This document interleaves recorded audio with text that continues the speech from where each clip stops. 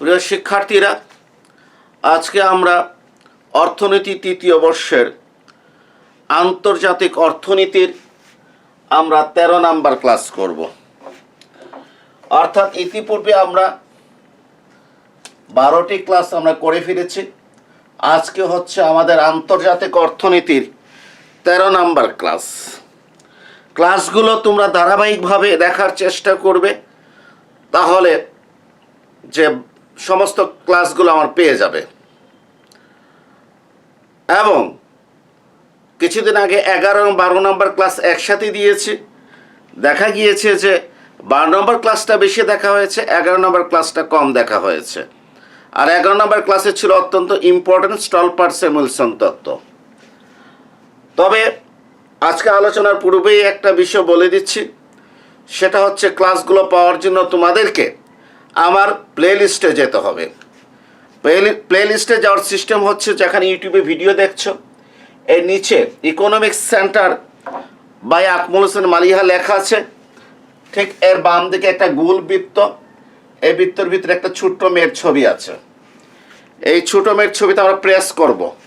এখানে প্রেস করলে তোমরা আমার চ্যানেলের ভিতরে চলে যেতে পারবে। সেখানে ভিডিওতে যদি চ্যানেলে যাওয়ার পর এখানে অনেক কিছু আছে, হোম আছে, ভিডিও আছে, তারপর প্লে লিস্ট আছে। ভিডিওতে গেলে সমস্ত ভিডিওগুলো আলাদা আলাদা পাবে। তবে ভিডিওতে না গিয়ে তুমি প্লে লিস্টে যাবে, আর প্লে লিস্টে গিয়ে তুমি তোমার থার্ড ইয়ারের ক্লাসগুলো বাছাই করবে। অনেক ক্লাস দেওয়া আছে। আন্তর্জাতিক অর্থনীতিতে ক্লিক করলে সমস্ত ক্লাসগুলো একসাথে পাবে। দ্বিপদী বিন্যাসে ক্লিক করলে সব ক্লাসগুলো একসাথে পাবে। এর আগে তোমাকে তোমার সিলেবাসটা কি করতে হবে জানতে হবে। অত্যন্ত দুঃখজনক, অনেকে বলে যে হয়তো পরিমিত বিন্যাসের অঙ্ক দেখছে, বলছে এটা কোন ইয়ারের ক্লাস। অত্যন্ত দুঃখজনক। আমি একজন থার্ড ইয়ারের স্টুডেন্ট, আমি কি জানি না যে পরিমিত বিন্যাস হচ্ছে থার্ড ইয়ারের সিলেবাসে? এর জন্য দয়া করে আমাদেরকে সিলেবাসটা কি করতে হবে জানতে হবে, এবং সেই অনুযায়ী আমাদের ক্লাসগুলো আমাদেরকে খুঁজে বের করতে হবে। আজকে অত্যন্ত ইম্পর্টেন্ট একটা বিষয় আলোচনা করব, সেটা হচ্ছে শুল্কের আংশিক ভারসাম্য বিশ্লেষণ প্রভাব।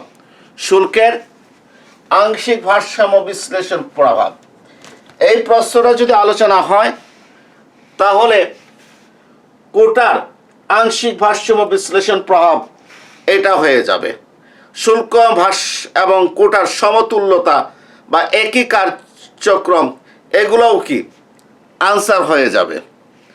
সেটা যদি তোমরা আমার লেখা ফলো করো তাহলে সেখানে তোমরা পাবে। আর লেখা কিভাবে পেতে হবে সেটা তুমি আমার চ্যানেলে অ্যাবাউটে গেলে, চ্যানেলে যেখানে অ্যাবাউট, চ্যানেলের ভিতরে অ্যাবাউট আছে, সেখানে ক্লিক করলে লেখা আছে কিভাবে লেখাগুলো পাওয়া যেতে পারে। তার আজকে আমি শুরু করছি শুল্কের আংশিক ভারসাম্য বিশ্লেষণ প্রভাব। তবে সেখানে যাওয়ার আগে আমি তোমাদের সাথে ভোক্তার উদ্বৃত্ত আর উৎপাদকের উদ্বৃত্ত নিয়ে একটু আলোচনা করব। ভোক্তার উদ্বৃত্ত আর উৎপাদকের উদ্বৃত্ত নিয়ে একটু আলোচনা করব। এই দুইটা বিষয় যদি ক্লিয়ার হয়ে যায় তাহলে অত্যন্ত সহজে আমি শুল্কের আংশিক ভারসাম্য বিশ্লেষণ প্রভাবটা আমি আলোচনা করতে পারবো। সেক্ষেত্রে ভোক্তার উদ্বৃত্তটা একটু দেখাচ্ছি। এদিকে হচ্ছে পরিমাণ আর এদিকে হচ্ছে দাম, আর এটা হচ্ছে চাহিদা রেখা এডি। আর মনে করি বাজার দাম হচ্ছে পি নট, আর কত ই নট। তাহলে ভোক্তার উদ্বৃত্ত কি? একজন ভোক্তা একটি পণ্যের জন্য যে দাম দিতে প্রস্তুত আর বাস্তবে যে দাম দেয় তার পার্থক্য হচ্ছে ভোক্তার উদ্বৃত্ত। একজন ভোক্তা একটা দ্রব্যের জন্য কোন দাম দিতে প্রস্তুত সেটা চাহিদা রেখা বলে দেয়, আর বাস্তবে কোন দাম দেয়? বাজার দাম দেয়। আমরা দেখতে পাচ্ছি চাহিদা রেখার ই নট বিন্দুতে ভোক্তা পি নট দামে কিউ নট পরিমাণ কি করে? চাহিদা করে। এক্ষেত্রে মনে করি পি নট হচ্ছে বাজার দাম। তাহলে এই ভোক্তা এই প্রথম ইউনিটের জন্য কিউ1 দাম দিতে প্রস্তুত, তার চাহিদা রেখা অনুযায়ী দাম দিচ্ছে পি নট, মানে এখান থেকে E2 Q1 সে দাম দিচ্ছে। তাহলে বাকি এতটুকু হচ্ছে কি ভোক্তার উদ্বৃত্ত। পরবর্তী ইউনিটের জন্য ভোক্তা দাম দিতে প্রস্তুত কতটুকু, E2 Q2। কারণ একজন ভোক্তা কি দাম দিতে প্রস্তুত এটা তার চাহিদা রেখা নির্দেশ করে। সে এই Q1 Q2 জন্য সে E2 Q1 দাম দিতে প্রস্তুত, সরি E2 দিয়ে ফেলেছি, E3 Q2 দাম দিতে প্রস্তুত, বাস্তবে দাম দিচ্ছে অপিনট। এর মানে কি অপিনট যে কথা, অপিনট যে কথা E4 Q2 একই কথা, বাস্তবে দাম দিচ্ছে E4 Q2। তাহলে ভোক্তা উদ্বৃত্ত হচ্ছে E3 E2 এবং এটা হচ্ছে ভোক্তার উদ্বৃত্ত, এটা হচ্ছে ভোক্তার উদ্বৃত্ত। এই সবগুলো যদি যোগ করি তাহলে কনজিউমার সারপ্লাস হচ্ছে এ P naught E not, A P naught E not. এইটা এইটা এইটা আমি তো দূরত্ব একটু বেশি দেখিয়েছি, ঠিক না? আমি দূরত্ব যে একটু কম দেখাতাম তাহলে এই অংশগুলো পাওয়া যেত। এই সব অংশগুলো কি করলে যোগ করলে ভোক্তার উদ্বৃত্ত হবে এ P naught E not, A P not, A P naught E not. এখন আমি অত্যন্ত সংক্ষেপে ভোক্তার উদ্বৃত্ত কিভাবে বের করা যেতে পারে সেটা বলে দিচ্ছি।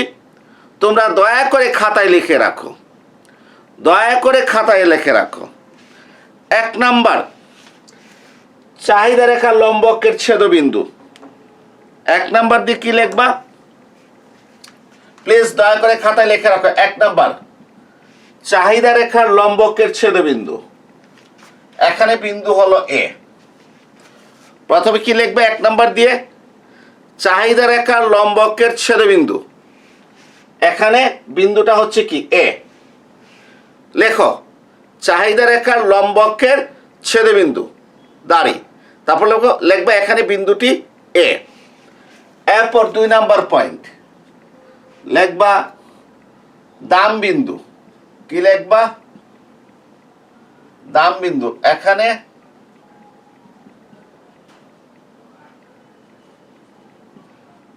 বিন্দুটি পি নট, এখানে বিন্দুটি কত পি নট, দাম বিন্দু। এরপর 3 নাম্বার,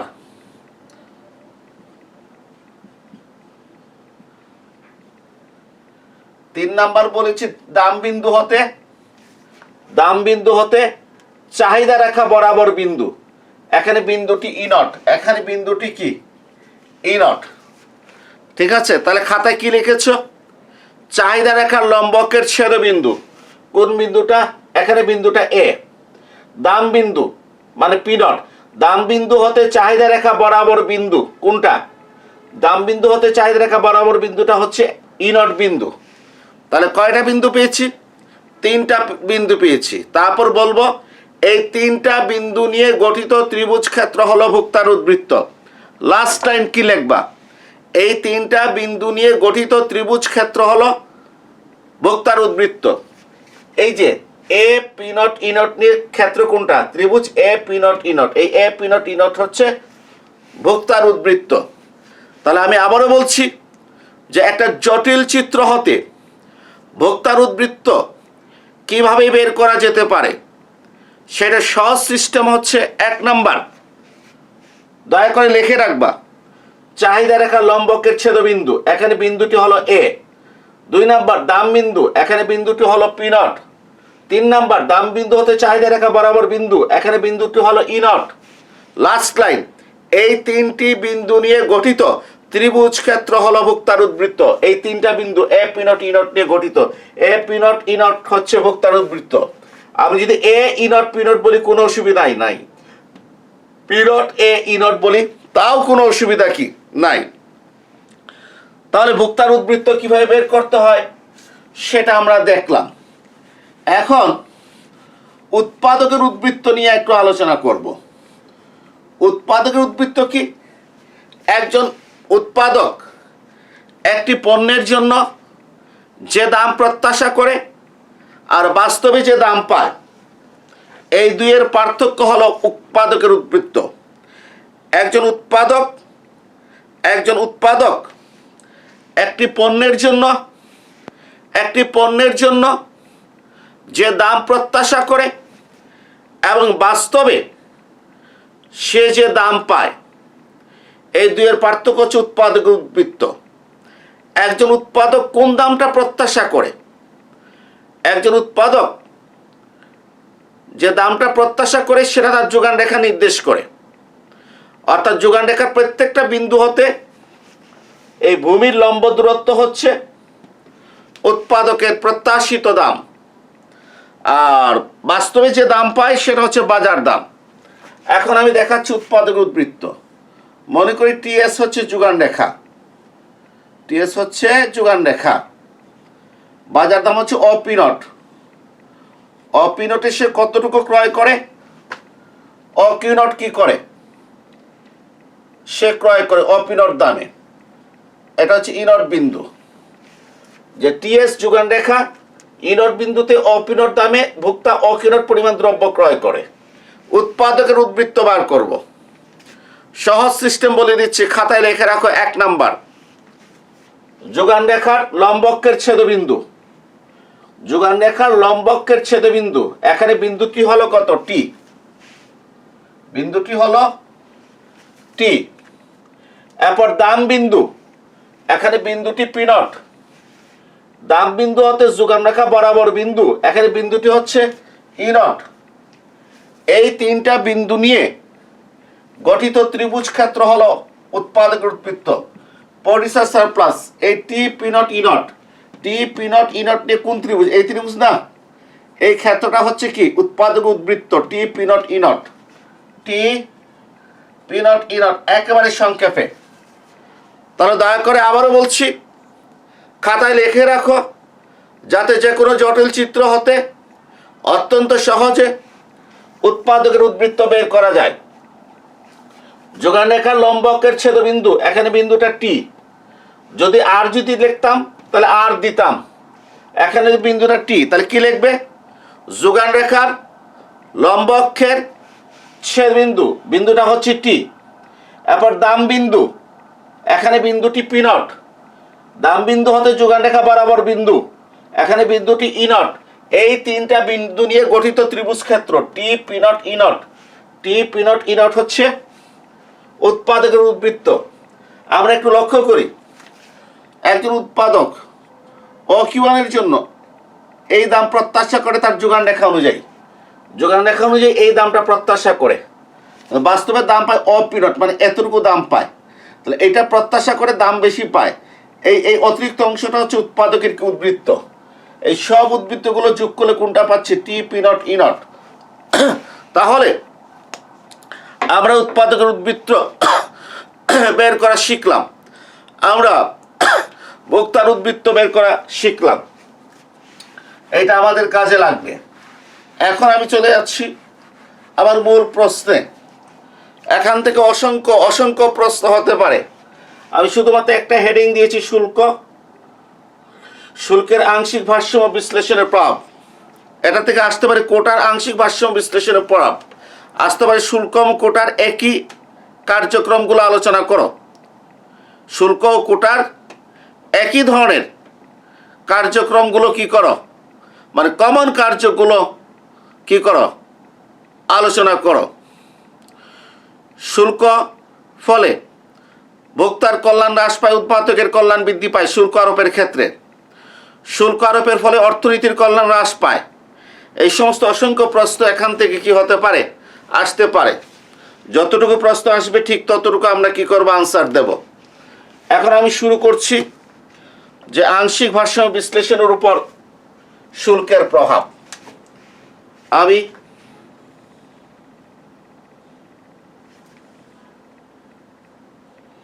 এদিকে পরিমাণ ধরেছি, এদিকে দাম ধরেছি, এটা হচ্ছে অ্যাগ্রিগেট ডিমান্ড।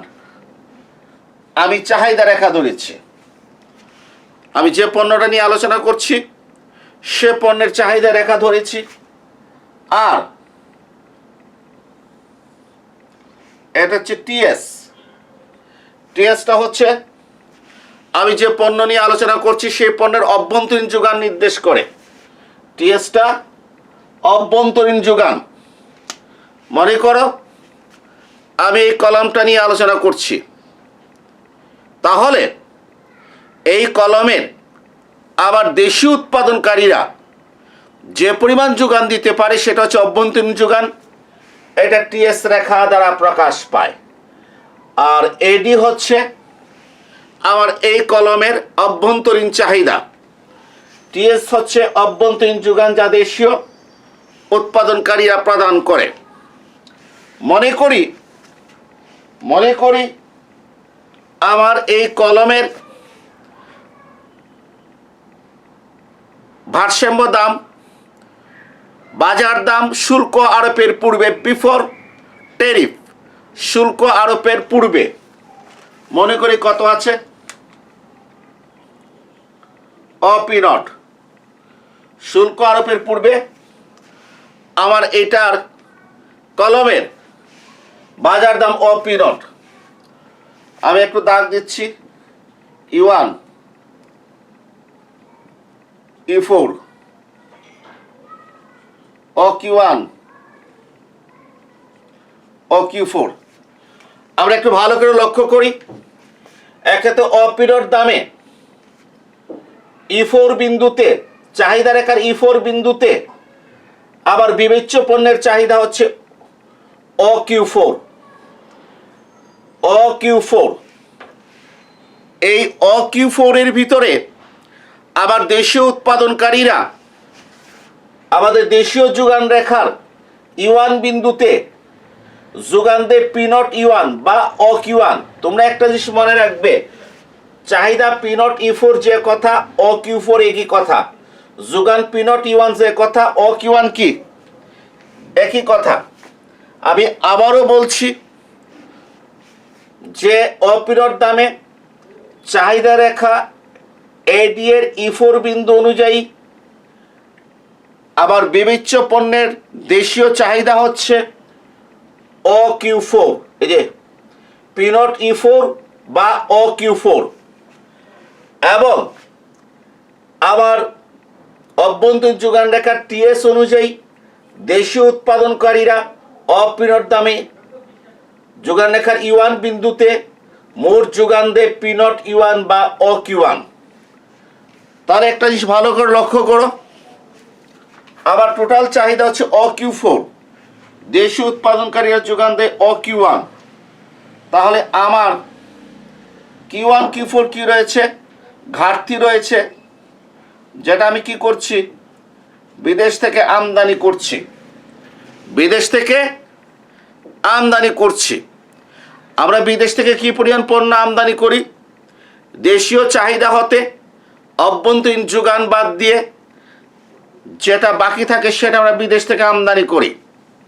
মনে করি আমাদের চালের চাহিদা হচ্ছে 30 লক্ষ মেট্রিক টন, আমাদের চালের উৎপাদন হয়েছে 26 লক্ষ মেট্রিক টন। তাহলে আমার চাহিদা হচ্ছে 30 লক্ষ মেট্রিক টন, অভ্যন্তরীণ যোগান হচ্ছে 26 লক্ষ মেট্রিক টন। আমি বিদেশ থেকে চাল আমদানি করব 4 লক্ষ মেট্রিক টন। কিভাবে বের করেছি, অভ্যন্তরীণ চাহিদা হতে অভ্যন্তরীণ যোগান বাদ দিয়ে। তাহলে অপিনট দামের চাহিদা রেখা অনুযায়ী অভ্যন্তরীণ চাহিদা হচ্ছে P0 E4 বা OQ4 এবং যোগান রেখা অনুযায়ী অভ্যন্তরীণ যোগান হচ্ছে P0 E1 বা OQ1। চাহিদা OQ4, যোগান OQ1, ঘাটতি Q1 Q4। এই Q1 Q4 পরিমাণ পণ্য আমরা বিদেশ থেকে কি করেছি, আমরা আমদানি করেছি। এই পর্যায়ে আমাদের বাজার মূল্য ছিল অপিনট, দেশীয় উৎপাদনকারীরা যোগান দিত OQ1 পরিমাণ, ভোক্তাদের চাহিদা ছিল OQ4 পরিমাণ, মানে ভোক্তারা ভোগ করত OQ4 পরিমাণ, আমদানি পরিমাণ ছিল Q1 Q4 পরিমাণ। একটা বিষয় মনে রাখতে হবে যে শুল্ক আরোপের প্রভাব আলোচনা করো, অর্থাৎ শুল্ক আরোপ করার পর দেখবো আমরা এই সমস্ত জিনিসের কী ধরনের পরিবর্তন হয়েছে। এখন মনে করি P0 P1 পরিমাণ শুল্ক আরোপ করা হলো, P0 P1 পরিমাণ শুল্ক আরোপ করা হলো। আমরা জানি যে পরিমাণ শুল্ক আরোপ করা হয় ঠিক সেই পরিমাণ দাম বৃদ্ধি পায়। একটা পণ্য আমরা $10 দিয়ে আমদানি করতাম শুল্ক ছাড়া, এখন $2 যদি শুল্ক আরোপ করা হয় তাহলে সেই পণ্যের দামটা দেশের বাজারে বৃদ্ধি পেয়ে হবে $12, $10 যোগ $2 $12। অতএব P0 P1 পরিমাণ শুল্ক আরোপ করার পর এখন পণ্যটার বাজার দাম হয়ে গেল OP1। এই OP1 এর ভিতরে P0 P1 হচ্ছে শুল্ক, P0 P1 হচ্ছে শুল্ক। ঠিক আছে? জি।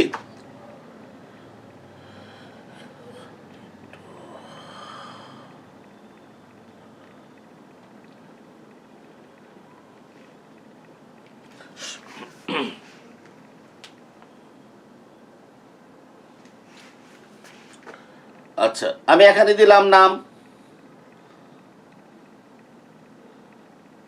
E5 E6। ঠিক আছে, এই পর্যায়ে এখন আমি একটু দেখি, এই নামালাম, নামানোর পর এখানে নাম দিলাম E2, এখানে নাম দিলাম কি E3, আর এখানে নাম দিলাম Q2, এখানে নাম দিলাম Q3।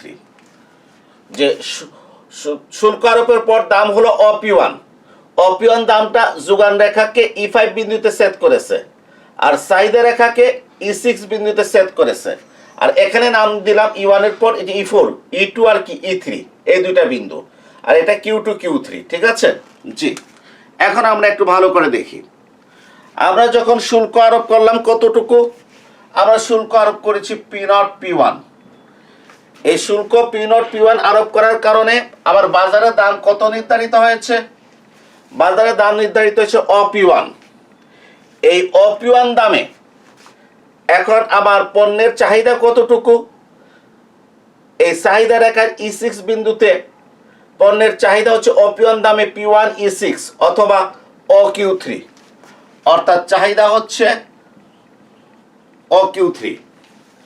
আর দেশীয় উৎপাদনকারীরা যোগান কতটুকু দিচ্ছে, যেহেতু দাম বৃদ্ধি পেয়েছে সেহেতু দেশীয় উৎপাদনকারীদের সাপ্লাই দেওয়ার ক্ষমতা বৃদ্ধি পেয়েছে, অতএব দেশীয় উৎপাদনকারীরা অধিক পরিমাণে উৎপাদন করতে পারবে, অর্থাৎ দেশীয় সাপ্লাইটা বৃদ্ধি পাবে। দেখি আমরা কি হচ্ছে, আমরা দেখছি TS যোগান রেখার E5 বিন্দুতে OP1 দামে দেশীয় উৎপাদনকারীরা যোগান দিচ্ছে P1 E5 মানে OQ2, অর্থাৎ দেশীয় যোগান হচ্ছে OQ2। তাহলে একটু আমরা ভালো করে দেখি, আমরা একটু ভালো করে দেখি, সেটা হচ্ছে শুল্ক আরোপের পর P0 P1 পরিমাণ শুল্ক আরোপ করা হয়েছে, এক দাম হয়েছে OP1, দাম হয়েছে কত OP1 দামে অভ্যন্তরীণ চাহিদা রেখা অনুযায়ী আবার দ্রব্যটির চাহিদা হচ্ছে P1 E6 মানে OQ3, এবং দেশীয় উৎপাদনকারীরা তাদের অভ্যন্তরীণ যোগান রেখা TS অনুযায়ী যোগান দিচ্ছে E5 বিন্দুতে P1 E5 মানে OQ3। তাহলে চাহিদা হচ্ছে OQ2, দেশীয় যোগান হচ্ছে P1 E5 মানে OQ2। তাহলে আমরা কি দেখলাম, শুল্ক আরোপের পর OP1 দামে চাহিদা হচ্ছে OQ3, এই যে OQ3, আর যোগান হচ্ছে এই বিন্দুতে OQ2, যোগান হচ্ছে OQ2। তাহলে কে বেশি, চাহিদা বেশি না যোগান বেশি? চাহিদা বেশি, চাহিদা হচ্ছে OQ3 আর যোগান হচ্ছে OQ2। তাহলে আমরা বুঝতে পারছি এই Q2 Q3 হচ্ছে কি আমদানি। আমরা কি দেখছি, আমরা দেখছি Q2 Q3 হচ্ছে আমদানির পরিমাণ, আমরা দেখছি Q2 Q3 হচ্ছে কি আমদানির পরিমাণ শুল্ক আরোপের পর। কার পর? শুল্ক আরোপের পর। এখন আমি শুল্কের আংশিক ভারসাম্য বিশ্লেষণ প্রভাব আলোচনা করব। শুল্কের কি আলোচনা করব? আংশিক ভারসাম্য বিশ্লেষণ প্রভাব আলোচনা করব। প্রথমে ক দিয়ে লেখো মূল্য প্রভাব। শুল্ক আরোপের ফলে মূল্য OP0 হতে OP1 এ বৃদ্ধি পায়, এটা আমরা চিত্র হতে দেখছি। কারণ শুল্ক আরোপের পূর্বে মূল্য ছিল OP0, শুল্ক আরোপের পর মূল্য হচ্ছে OP1, মূল্য OP0 হতে OP1 বৃদ্ধি পায়, এটা হচ্ছে শুল্কের কি মূল্য প্রভাব। 2 নাম্বার হচ্ছে ভোক্তার চাহিদা। শুল্ক আরোপের ফলে ভোক্তার ভোগের পরিমাণটা কমে যায়, ভোগের পরিমাণটা কমে যায়। সেটা কিভাবে? শুল্ক আরোপের পূর্বে ভোক্তা অপিনট দামে চাহিদা রেখার E4 বিন্দুতে Q4 পর্যন্ত কি করেছিল, চাহিদা করেছিল। এর মানে সে Q4 পর্যন্ত সে ভোগ করেছিল। কিন্তু শুল্ক আরোপের পর সে P1 দামে সে AD চাহিদা রেখার E6 বিন্দুতে Q3 পরিমাণ কি করে, চাহিদা করে। অর্থাৎ ভোগ করে কতটুকু, Q3 পরিমাণ। এক্ষেত্রে এই এতটুকু পর্যন্ত তার ভোগ কি হয়, কতটুকু ভোগ কমে, এই Q3 Q4 পরিমাণ তার ভোগ কমে যায়। কার ভোগ কমে যায়, ভোক্তার ভোগ কমে যায়। কেন কমে যায়, কারণ শুল্ক আরোপের কারণে দাম P0 হতে P1 বৃদ্ধি পেয়েছে। আর আমরা জানি যখনই দাম বৃদ্ধি পায় তখন ভোক্তা দ্রব্যের চাহিদা কমিয়ে দেয়, আর সেই চাহিদা কমিয়ে দেওয়ার কারণে ভোক্তার ভোগের পরিমাণ Q3 Q4 পরিমাণ কি হয়ে গেছে, কমে গেছে। আগে চাহিদা ছিল Q4, এখন Q3, তাহলে Q3 Q4 পরিমাণ ভোগের পরিমাণ কি হয়ে গেছে, কমে গেছে। এরপর আমরা আসি শুল্কের উৎপাদন প্রভাব। অত্যন্ত পরিষ্কার। আসলে এই প্রভাবগুলো আলোচনা করতে হলে আমাকে দেখতে হবে শুল্কের আগের উৎপাদন, শুল্কের পরের উৎপাদন, মানে শুল্কের আগেরটা পরেরটা। এরপর বলবো বৃদ্ধি পেয়েছে অথবা হ্রাস পেয়েছে।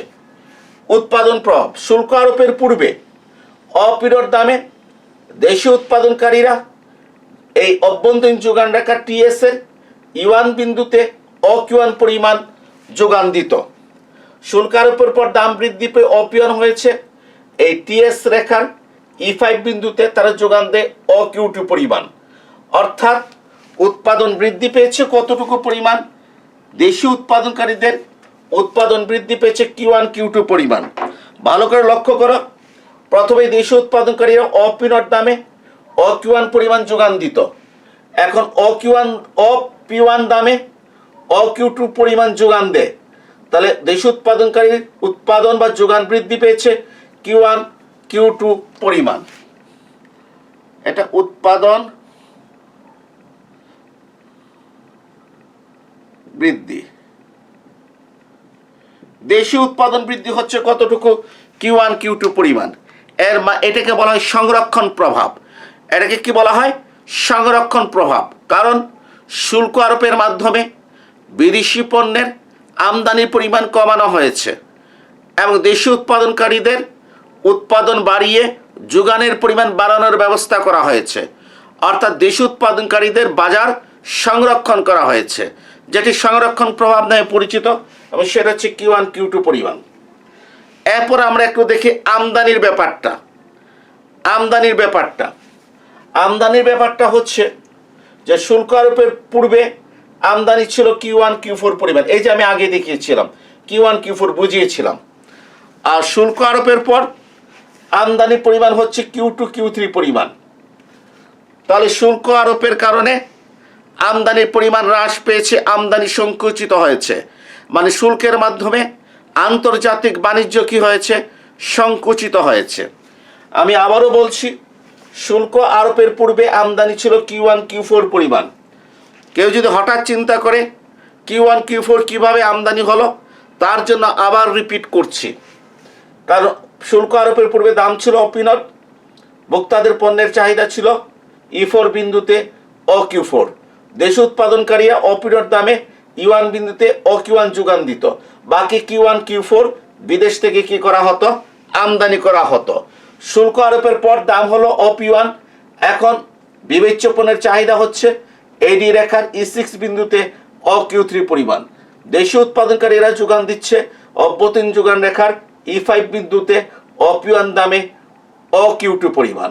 ফলে ঘাটতি হচ্ছে কতটুকু, Q2 Q3 পরিমাণ। এই Q2 Q3 বিদেশ থেকে আমদানি করা হচ্ছে। তাহলে আমরা দেখতে পাচ্ছি শুল্ক আরোপের কারণে আমদানি পরিমাণ হ্রাস পাচ্ছে, মানে বাণিজ্য কি হচ্ছে, সংকুচিত হচ্ছে। আগে আমদানি ছিল Q1 Q4 পরিমাণ, এখন আমদানি হচ্ছে Q2 Q3 পরিমাণ। Q2 Q3 পরিমাণ আমদানি কতটুকু হ্রাস পেয়েছে, আমদানি হ্রাস পেয়েছে Q1 Q2 plus Q3 Q4 পরিমাণ। কারণ আগে আমদানি ছিল কতটুকু Q1 Q4, এখন কতটুকু Q2 Q3, তাহলে কতটুকু হ্রাস পেয়েছে Q1 Q2 plus Q3 Q4 পরিমাণ আমদানি হ্রাস পেয়েছে। এই পরিমাণ আমদানি হ্রাস পাওয়ার কারণটা কি?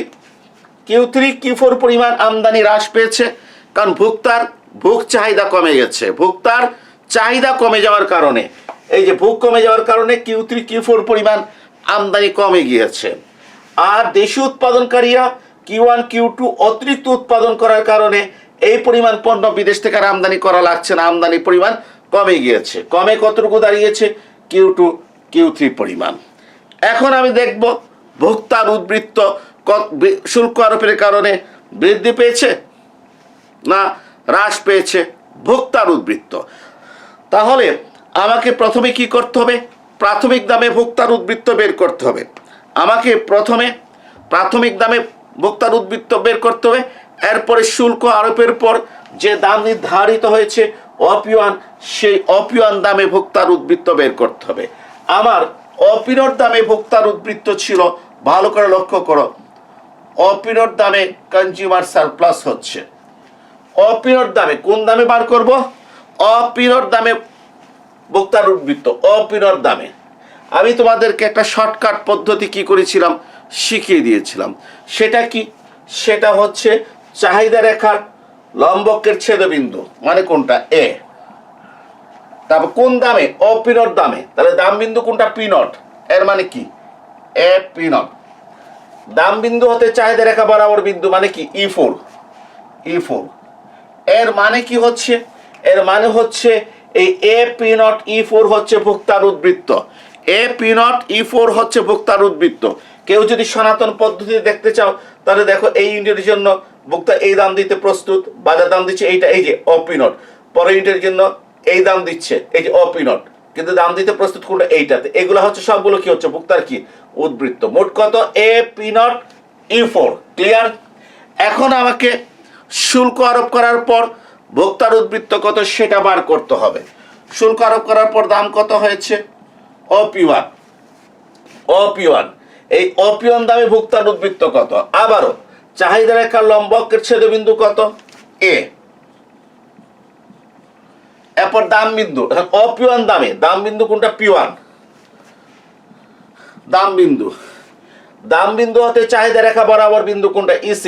দাম বিন্দু হতে চাহিদা রেখা বরাবর, প্লিজ এখানে স্টপ হবে না, এটা হচ্ছে যোগান রেখা বরাবর বিন্দু E5, আর চাহিদা রেখা বরাবর বিন্দু হচ্ছে E6। দাম বিন্দু হতে চাহিদা রেখা বরাবর বিন্দু E6। AP1 E6 হচ্ছে ভোক্তার উদ্বৃত্ত। তাহলে আমরা একটু ভালো করে লক্ষ্য করি, আগে ছিল কত? AP0 E4, এখন হচ্ছে AP1 E6। খালি চোখে দেখছি ভোক্তার উদ্বৃত্ত হ্রাস পেয়েছে। কার উদ্বৃত্ত হ্রাস পেয়েছে? ভোক্তার উদ্বৃত্ত হ্রাস পেয়েছে। আমি আবারও বলছি যে প্রথমে ছিল কত? যে শুল্ক আরোপের পূর্বে অপিওয়ান দামে AP0 E4, AP0 E4। শুল্ক আরোপের পর অপিওয়ান দামে কত? AP1 E6, AP1 E6। তাহলে AP0 E4 আর AP1 E6 ভোক্তার উদ্বৃত্ত হ্রাস পেয়েছে। কতটুকু হ্রাস পেয়েছে? এই যে ফুটা ফুটা চিহ্ন দিয়ে দেখাচ্ছি, লাল কালি দিয়ে। কোন এলাকাটা দেখাচ্ছি ভালো করে লক্ষ্য করো।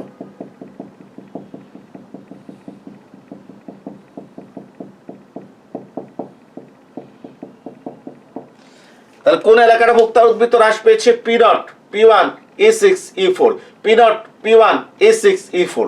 কেউ যদি P0 E4 বলো, E6 P1 কোনো অসুবিধা নাই, P1 E6 E4 P0 কোনো অসুবিধা নাই।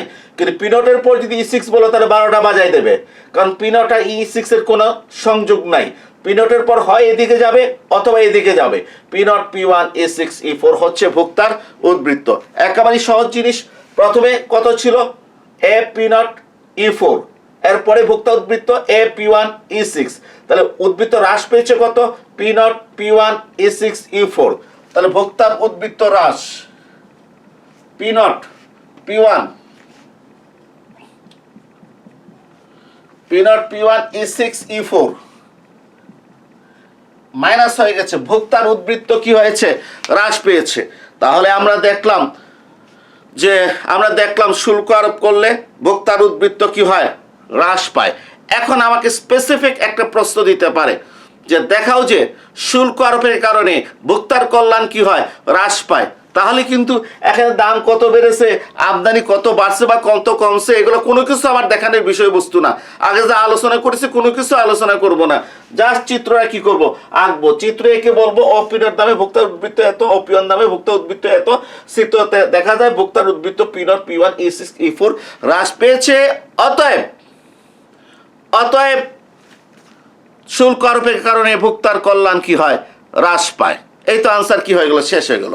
তাহলে আমি যে আংশিক ভাষ্য বিশ্লেষণ প্রভাব আলোচনা করছি এর ভিতরে কিন্তু অসংখ্য প্রশ্নের আনসার কিন্তু রয়েছে।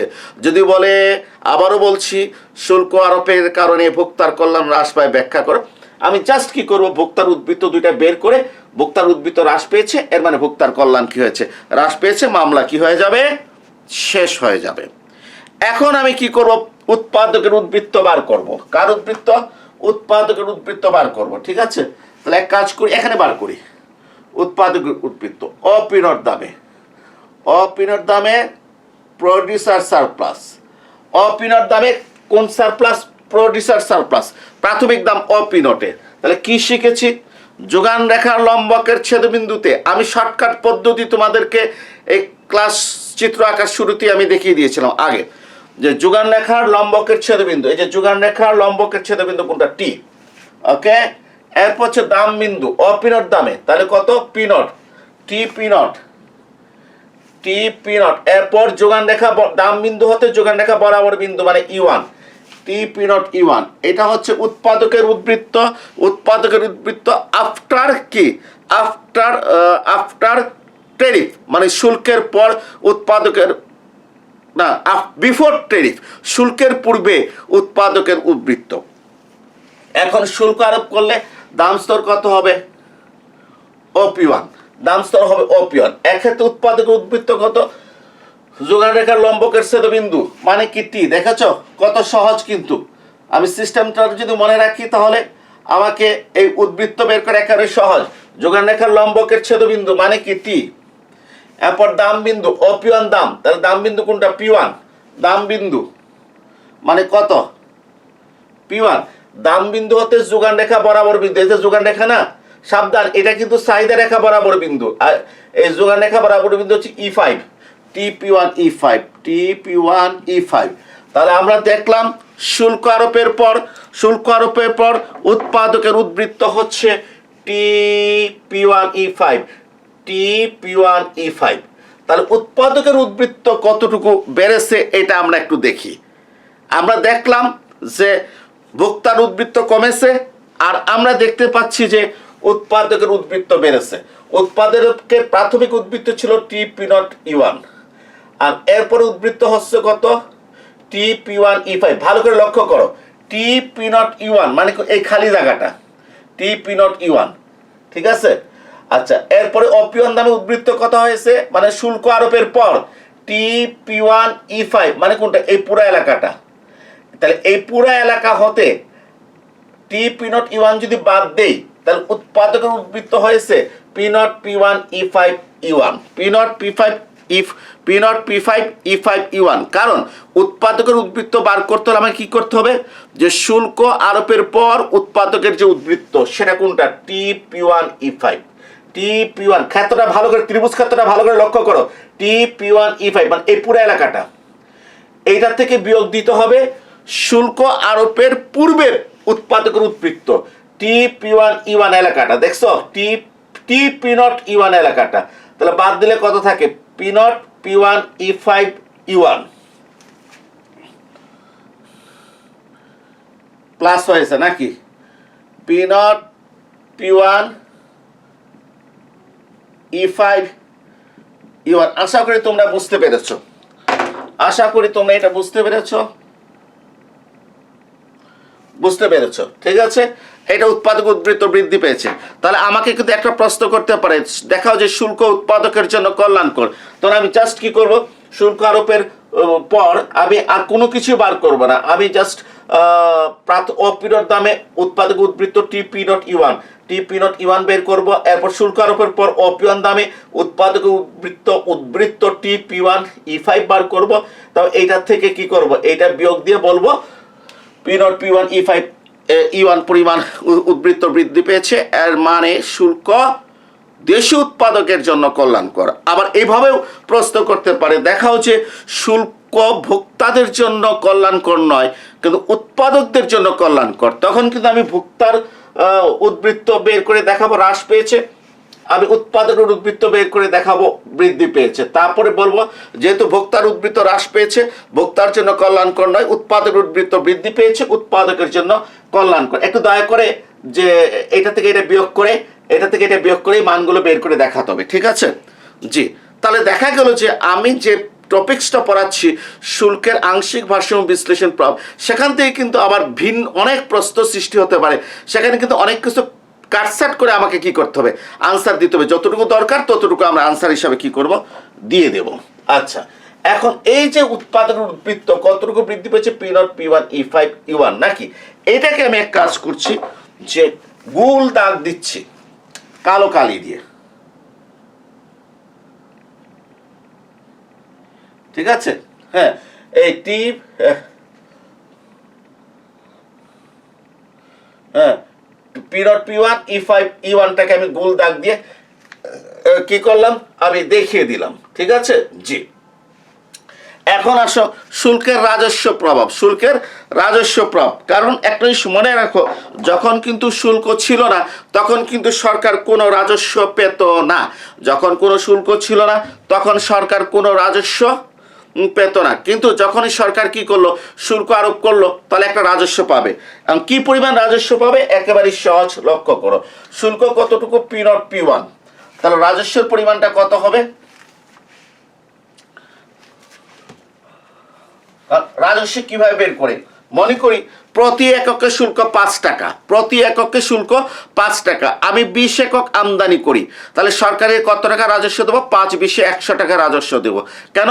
প্রতি এককে শুল্ক দিচ্ছি 5 টাকা, আমদানি করছি কত? 20 একক, তাহলে 5 ইন্টু 20 100 টাকা আমি কি করব, সরকারকে রাজস্ব প্রদান করব। তাহলে সরকারের কত টাকা রাজস্ব ইনকাম হবে সেটা জানতে হলে আমাকে জানতে হবে প্রতি এককে শুল্কের পরিমাণ এবং আমদানির পরিমাণ। আমরা দেখতে পাচ্ছি প্রতি এককে শুল্কের পরিমাণ পি নট পি ওয়ান, এটার সাথে গুণ হবে আমদানি পরিমাণ Q2 Q3 না Q1 Q4, no Q1 Q4 হবে না, Q1 Q4 ছিল শুল্ক আরোপের পূর্বে আমদানির পরিমাণ, আর Q2 Q3 হচ্ছে শুল্ক আরোপের পর, আফটার টেরিফ, শুল্ক আরোপের পর আমদানির পরিমাণ, অর্থাৎ শুল্ক দিতে হবে Q2 Q3 এর উপর, অর্থাৎ ইনটু কত Q2 Q3, ঠিক আছে? আচ্ছা, এখন দেখো পি নট পি ওয়ান আর Q2 Q3 এই দুটার ভিতরে কোনো সংযোগ নাই, কোনো সংযোগ নাই, অর্থাৎ এই দুটাকে আমি এমনভাবে ট্রান্সফার করবো যেটা একটা আয়তক্ষেত্রের দৈর্ঘ্য এবং প্রস্থ হয়ে যায়, আয়তক্ষেত্রের দৈর্ঘ্য এবং প্রস্থ হয়ে যায়। এই দেখো পি নট পি ওয়ান যে কথা, E2 E5 একই কথা, এর জন্য আমি কি লিখলাম, E2 E5। লক্ষ্য করো পি নট পি ওয়ান যে কথা, E2 E5 একই কথা, কারণ আয়তক্ষেত্রের সামনাসামনি বাহু পরস্পর সমান। আচ্ছা, আবার Q2 Q3 যে কথা, E2 E3 একই কথা, কারণ এইটাও একটা আয়তক্ষেত্র, সামনাসামনি বাহু সমান। Q2 Q3 জায়গায় আমি কত লিখলাম, E2 E3, এটার জায়গায় কত লিখলাম, E2 E3। তাহলে এখন লক্ষ্য করো E2 E5 E2 E3, আয়তক্ষেত্রের দৈর্ঘ্য আর কি হচ্ছে প্রস্থ, দৈর্ঘ্য আর কি প্রস্থ, তাহলে ক্ষেত্রফল কত লিখতে পারি, E2, E2 এর পর আমি E3 ও লিখতে পারি বা E2 এর পর E5 ও লিখতে পারি, এটা আমাদের ইচ্ছা। আমি E2 এর পর কত লিখলাম, E2 E5 E6, E5 লিখলে পরে একটা E6 লিখতে বাধ্য, E6 এরপর একটা E3 লিখতে বাধ্য। এই জিনিসটা কিন্তু আমরা অনেকে ভুল করি, অত্যন্ত দুঃখজনক, অনেকেই ভুল করি, অত্যন্ত দুঃখজনক, কারণ আমি E2 বলার পর যখন E5 এ গিয়েছে তার কিন্তু এদিকে সংযোগ আসতেছে না, কোথায়, E6 এরপরে E3, অথবা E2 E3 E6 E5, অথবা E5 E6 E3 E2, যেভাবে আমি দেখাই না কেন, এটা হচ্ছে শুল্কের রাজস্ব প্রভাব। শুল্কের রাজস্ব প্রভাব, এই পরিমাণ রাজস্ব সরকার কি হচ্ছে শুল্ক হিসাবে পাচ্ছে, এই পরিমাণ রাজস্ব কে পাচ্ছে, সরকার শুল্ক হিসাবে পাচ্ছে। তাহলে আমি আবারও দেখাচ্ছি যে রাজস্ব প্রভাবটা কি, একক প্রতি শুল্ক P naught P one, into total আমদানি Q2 Q3, P0 P1 কে কোথায় ট্রান্সফার করেছি, E2 E5 এ ট্রান্সফার করেছি, Q2 Q3 কে ট্রান্সফার করেছি, E2 E3 তে ট্রান্সফার করেছি। আয়তক্ষেত্রের দৈর্ঘ্য আর প্রস্থ, এই যে এই E2 E5 হচ্ছে প্রস্থ, E2 E3 হচ্ছে কি দৈর্ঘ্য গুণ দিলে ক্ষেত্রফল, E2 E5 E6 E3 হচ্ছে রাজস্ব প্রভাব শুল্ক আরোপের পর। এখন এই রাজস্ব প্রভাবটাকে আমি এই ক্রস চিহ্ন দ্বারা দেখাচ্ছি। ক্রস চিহ্ন দ্বারা দেখাচ্ছি। তাহলে একটা জিনিস ভালো করে লক্ষ্য করো, উৎপাদকের উদ্বৃত্ত হ্রাস পেয়েছে কত, P0 P1 E6 E4। এটাকে ছোট ছোট বিন্দু লাল বিন্দু দ্বারা দেখিয়েছি, কোনটা দেখো তো। তোমরাও ইচ্ছা করে পরীক্ষার হলে এইভাবে কি করতে পারো, ঠিক আছে। তোমরা লাল কালি ইউজ করবে না, একটু সবুজ কালি দিয়ে দেখাতে পারো, এটা এইভাবে বিন্দু এভাবে দেখাতে পারো, যা তোমাদের কাছে ইজি হয়। তাহলে আমরা কি দেখতে পাচ্ছি যে ভোক্তার উদ্বৃত্ত হ্রাস পেয়েছে P0 P1 E6 E4, এই যে লাল বিন্দু এলাকাটা মানে কোনটা, P0 P1 E6 E4, P0 P1 E6 E4। এই যে P0 P1 E6 E4টা কি হয়েছে, ভোক্তার উদ্বৃত্ত হ্রাস পেয়েছে। হ্রাস পাওয়ার পর একটু ভালো করে লক্ষ্য করি যে এই যে অংশটা গোল গোল অংশটা P0 P1 E5 E1, P0 P1 E5 E1, এই অংশটা উৎপাদক উদ্বৃত্ত হিসাবে পেয়ে গেছে। অর্থাৎ ভোক্তার উদ্বৃত্ত যেটা হ্রাস পেয়েছে তার একটা অংশ কে পেয়ে গিয়েছে, উৎপাদক পেয়ে গিয়েছে। আবার দেখো E2 E5 E6 E3, এই যে E2 E5 E6 E3 এই eলাকাটা যে ক্রস চিহ্নটা কে পেয়ে গেছে, সরকার রাজস্ব হিসাবে কি হয়েছে, পেয়ে গেছে। কিন্তু E1 E5 E2 plus E3 E6 E4 কোনটা বলছি লক্ষ্য করো ভালো করে, E1 E5 E2, E1 E5 E2, E1 E5 E2 plus E3 E6 E4, E3 E6 E4 এই অংশগুলো কিন্তু কেউ পাচ্ছে না, এই অংশগুলো কিন্তু কেউ পাচ্ছে না। আবারও দৃষ্টি আকর্ষণ আমি করছি, সেটা কি, সেটা হচ্ছে যে ভোক্তার উদ্বৃত্ত হ্রাস পেয়েছে P0 P1 E6 E4। এই ছোট ছোট ফুট লাল বিন্দুগুলো লক্ষ্য করো, তাহলে ক্লিয়ার হয়ে যাবে এরিয়াটা, ঠিক আছে। এর ভিতরে P0 P1 E5 E1 এই অংশটা, এই যে গোলবৃত্ত, এই অংশটা কে পেয়ে গেছে, উৎপাদক পেয়ে গেছে। তাহলে ভোক্তা যেটা হারিয়েছে সেটা একটা অংশ কে পেয়েছে, উৎপাদক পেয়েছে। এরপর E2 E5 E6 E3 রাজস্ব হিসাবে কে পেয়েছে, যে ক্রস চিহ্নটা কে পেয়েছে, এটা সরকার পেয়ে গেছে। কিন্তু ভোক্তা যে হারিয়েছে E1 E5 E2 আর E3 E6 E4 এই দুইটা অংশ কিন্তু কেউ পায় নাই, এটাকে ডেড ওয়েট লস বলে, মৃতভার ক্ষতি বলে, মৃতভার ক্ষতি বলে। আমি একটা উদাহরণ দিচ্ছি, মনে করো আমরা দেখি শীতকালে ঘুড়ি উড়ে, ঠিক আছে, দুইটা ঘুড়ি কাটাকাটি হয়, কাটাকাটি হওয়ার পর মনে করো আমার ঘুড়ির সাথে আরেকজনের ঘুড়ির কাটাকাটি হয়েছে, কাটাকাটি হওয়ার পর আমার ঘুড়িটা কেটে যাওয়ার পর এই ঘুড়িটা যে আকাশে উড়ে একসময় নিচে পড়ে যাবে, আরেকজনে ধরলো, ঠিক আছে, আরেকজন ধরার পর কিন্তু যে ঘুড়িটা ধরবে সে কিন্তু ঘুড়ির মালিকটা হয়ে গেল, যে ঘুড়ি ধরবে সে ঘুড়ির কিন্তু মালিক হয়ে গেল। তাহলে দেখো এই ঘুড়ির কাটাকাটি খেলাতে আবার ঘুড়িটা কেটে গেল, এটা লস কার, আমার, কিন্তু আরেকজন ঘুড়িটা পেয়ে গেল, লাভ কার, তার, আমার লস তার লাভ, কাটাকাটি, অর্থনীতির কোনো লস নাই, কিন্তু ব্যক্তিগতভাবে আমার লস হয়েছে, আর যে পেয়েছে তার কি হয়েছে, লাভ হয়েছে। আমিও অর্থনীতির সদস্য যার লস হয়েছে, যে পেয়েছে সেও অর্থনীতির সদস্য, আমার লস আর তার লাভ, কাটাকাটি, অর্থনীতির কোনো লাভও নাই, ক্ষতিও নাই, ক্লিয়ার। কিন্তু দেখা গেল যে আবার ঘুড়িটা কাটার পর ঘুরতে এটা কারেন্টের তারের সাথে জড়িয়ে গেল, এই ঘুড়িটা আর কেউ পেল না, তাহলে কিন্তু আমার ঘুড়ি কেটে গেছে, এটা আমার লস, এবং আমার এই ক্ষতিটা কিন্তু কেউ পায় নাই, আমার ঘুড়িটা কেউ পায় নাই। এটাকে বলে ডেড ওয়েট লস, যেটা অর্থনীতি হইতে হারিয়ে গিয়েছে, ডেড ওয়েট লস, যেটা কি হয়েছে, অর্থনীতি হইতে কি হয়ে গেছে, হারিয়ে গিয়েছে। এটা কিন্তু অর্থনীতির জন্য ক্ষতিকর, অর্থনীতির জন্য ক্ষতিকর। আবার উদাহরণ দিচ্ছি, যে আমার ঘড়ি আরেকজন ঘড়ির সাথে কাটাকাটি হলো, আমার ঘড়িটা কেটে গেল, এটা আমার ব্যক্তিগত লস। ঘড়িটা কেটে যাওয়ার পর এক জায়গায় দৌড়ে গিয়ে একজন ঘড়িটা ধরলো, এখানে ঘড়ির মালিক সে হয়ে গেল, অর্থাৎ এটা তার লাভ, আমার লস তার লাভ, কাটাকাটি। ঠিক আছে, আমার যেটা লস হয়ে গেছে সেটা আরেকজন পেয়ে গেছে, অতএব এখানে অর্থনীতির কোনো ক্ষতি হয় নাই, ডেট লস হয় নাই। কিন্তু আমার ঘড়িটা কেটে যাওয়ার পর সেটা অন্য কেউ পায় নাই, কারেন্টের তারে আটকে গেল বা নদীর পানিতে পড়ে গেল, তাহলে এই যে আমার যেটা লস হয়ে গেছে এটা লসটা কেউ পায় নাই, এটা হারিয়ে গিয়েছে, এটা অর্থনীতি হতে হারিয়ে গিয়েছে, এটাকে বলা হয় ডেড ওয়েট লস। তাহলে আমরা লক্ষ্য করি যে আমাদের ভোক্তার উদ্বৃত্ত P0 P1 E6 E4 পরিমাণ কি হয়েছে, উদ্বৃত্ত কমে গেছে। এই যেটা কমে গেছে এর একটা অংশ P0 P1 E5 E1, এই যে গুলবৃত্ত বড় বড় বৃত্ত উৎপাদক পেয়ে গেছে, আর একটা E2 E5 E6 E3 cross চিহ্ন রাজস্বের মাধ্যমে সরকার পেয়ে গেছে। কিন্তু E5 কিন্তু E1 E5 E1 E5 E2 plus E3 E6 E4 E3 E6 E4 এই অংশটা তোমরা লক্ষ্য করো, এই অংশটা কিন্তু কেউ পায় নাই, ভোক্তার হারিয়ে গেছে, উৎপাদকও পায় নাই, আবার সরকারও কি এই দুইটা অংশ কি পায় নাই। এটাকে বলা হয় কি ডেড ওয়েট লস। কি বলা হয়, ডেড ওয়েট লস। অর্থাৎ ভোক্তার উদ্বৃত্ত যেটা হারিয়ে গেছে তার একটা অংশ সরকার পেয়েছে, একটা অংশ উৎপাদক পেয়েছে, কিন্তু এই দুটো অংশ কেউ পায় নাই, এটাকে বলা হয় dead weight loss. Dead weight loss, ঠিক আছে, এটাকে কি বলা হয়, ডেড ওয়েট লস। হ্যাঁ, এটা এই যে মৃতবার ক্ষতি, আমরা যদি বলবো যদি ডেড ওয়েট লস থাকে তাহলে এটা অর্থনীতির জন্য ক্ষতিকর, অর্থনীতির জন্য ক্ষতিকর। যেমন ভোক্তার কল্যাণ হ্রাস পেয়েছে, আমি এটা অর্থনীতির জন্য ক্ষতিকর বলতে পারবো না। ঠিক আছে, উৎপাদক উদ্বৃত্ত বৃদ্ধি পেয়েছে, কারণ ভোক্তার কল্যাণ হ্রাস পেয়েছে, উৎপাদক উদ্বৃত্ত বৃদ্ধি পেয়েছে, সরকারের রাজস্ব বেড়েছে। এখন আমাকে দুইটা তুলনা করতে হবে, দুইটা তুলনা করে যদি দেখি ডেড ওয়েট লস আছে তাহলে আমি বলবো অর্থনীতির জন্য ক্ষতিকর। এখন আসি, আমাদেরকে একটা প্রশ্ন দিল যে শুল্ক আরোপ অর্থনীতির জন্য ক্ষতিকর ব্যাখ্যা করো, শুল্ক আরোপ অর্থনীতির জন্য ক্ষতিকর ব্যাখ্যা করো।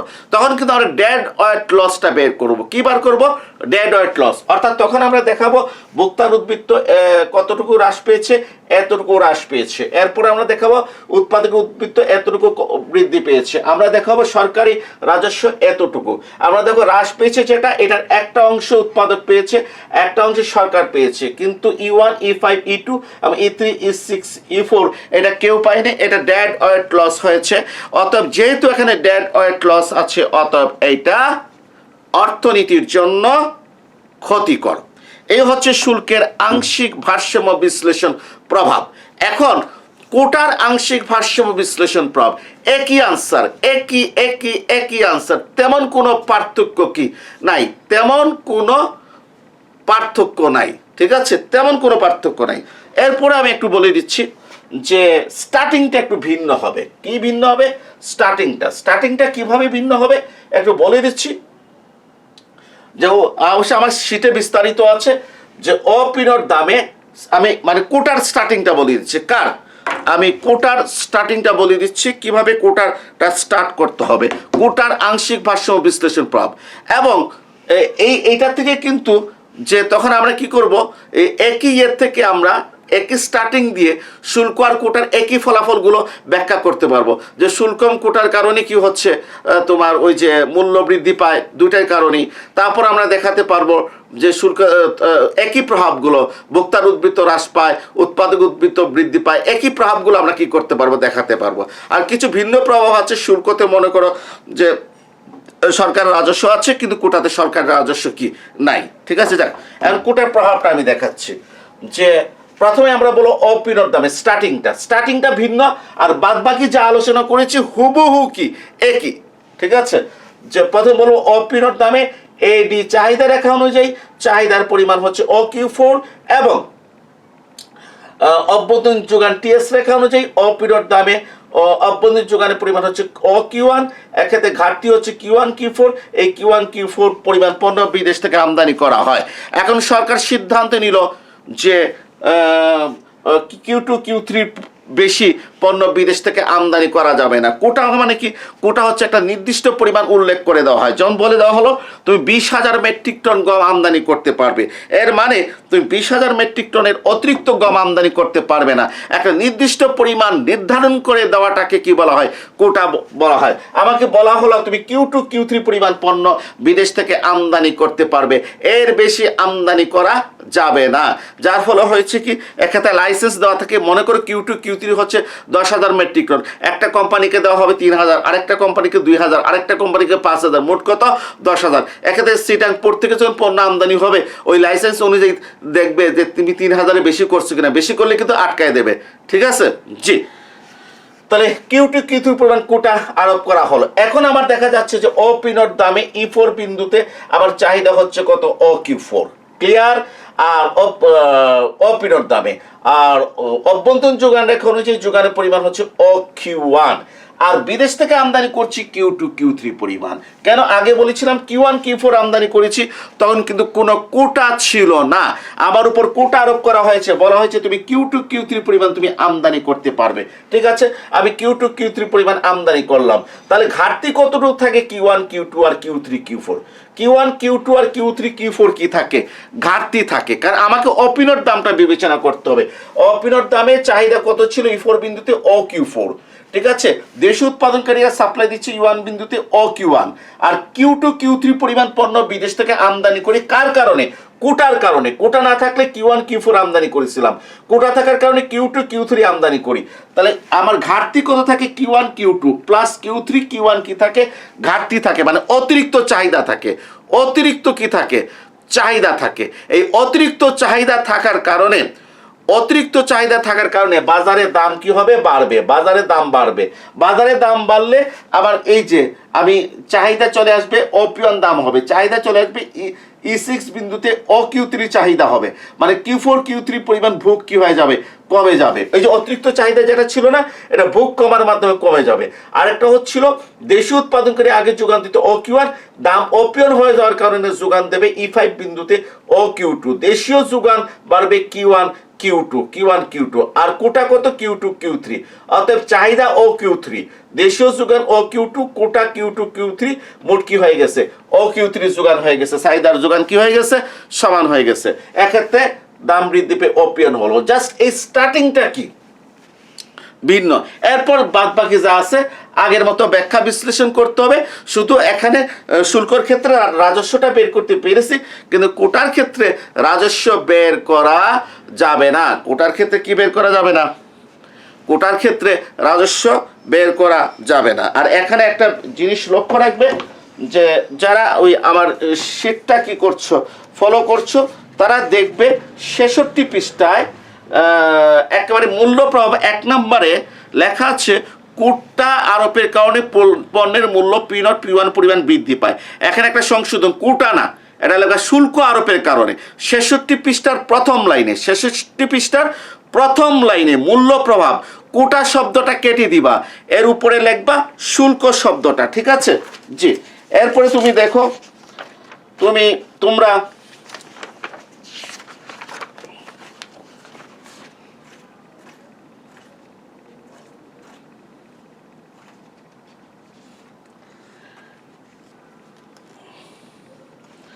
এরপরে তোমরা চলে যাবে কোথায়? যে 42 পৃষ্ঠায়, যে আমদানি নিয়ন্ত্রণে কোটা এবং শুল্কের আপেক্ষিক গুরুত্ব। আমদানি নিয়ন্ত্রণে কি বলেছে? কোটা এবং শুল্কের কি আপেক্ষিক গুরুত্ব আলোচনা করো, আমার 42 পৃষ্ঠায় আছে। তারপরে কোটা ও শুল্কের মধ্যে পার্থক্য আলোচনা করো। ঠিক আছে, এখন ওই যে কোটা ও শুল্কের আপেক্ষিক গুরুত্ব আলোচনা করো, ঠিক এই চিত্র দিয়ে আলোচনা করেছি। এখানে যতটুকু আলোচনা করেছি, হ্যাঁ, ওইখানে পড়লে তোমরা চিত্রটা বুঝে ফেলবে। এরপরে দেখো কোটার প্রভাব সময় আলোচনা করো 45 পৃষ্ঠায়। ঠিক আছে, ঠিক এই যে আমি একটু আগে যে স্টার্টিংটা দিয়েছি, ব্যাখ্যা দিয়েছি, আর বাদ বাকিগুলো তো ব্যাখ্যা আছে, আর এখানে চিত্র পড়লে আমার এইটা পড়লে কি হয়ে যাবে। ঠিক আছে, কোটার কি বলে প্রভাব সহ আলোচনা করো 45 পৃষ্ঠায় আছে। হ্যাঁ, এরপরে দেখো তোমরা যে শুল্ক কোটার একই প্রভাব সহ আলোচনা করো, কোথায় আছে? 46 পৃষ্ঠায়, 46 পৃষ্ঠায় আছে। ঠিক আছে, তোমরা ঠিক আমি যে বর্ণনা দিয়েছি, যে বক্তব্য রেখেছি সেটার আলোকে, অর্থাৎ আমি যে আলোচনা করেছি, হ্যাঁ, সে আলোচনার আলোকে 7-8টা প্রশ্নের আনসার কি দেয়া যাবে, 7-8টা প্রশ্নের আনসার কি দেয়া যাবে। তা আজকে আর নয়, আজকে এখানেই বিদায় নিচ্ছি। আগামী ক্লাসে আসার আগ পর্যন্ত সবাইকে আন্তরিকভাবে ধন্যবাদ।